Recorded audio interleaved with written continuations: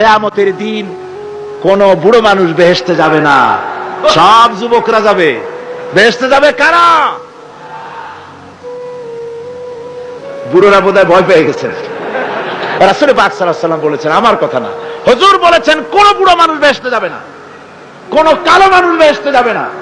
এখন রাসূল যদি বলেন তার কথাই তো আইন। হুজুর বলেন কালো মানুষ বেহেশতে যাবে না, একটা কালো মানুষ কান দিয়ে তো পড়েই গেছে। হুজুর বলেন কেঁদো না, তুমি যখন বেহেশতে যাবে চাঁদের মতো সুন্দর চেহারা নিয়ে বেহেশতে যাবে। বুড়ার কান্না দেখে হুজুর বলছেন কেঁদো না, তুমি যখন বেহেশতে যাবে আল্লাহ তোমার যুবক বানায় পাঠায় দিবে, যেহেতু বেহেশত হচ্ছে যুবকদের জন্য। সুবহানাল্লাহ। অত নাজ নিয়ামত, অত আনন্দ, বুড়া মানুষে তো খাইয়ে খুইয়ে বেহেশত নষ্ট করি ভালো। এই জন্য যৌবন দরকার, স্বাস্থ্য দরকার বেহেশত উপভোগ করার জন্য। সেই জন্য বেহেশতে যাবে কারা? তরুণেরা যাবে। কারা যাবে?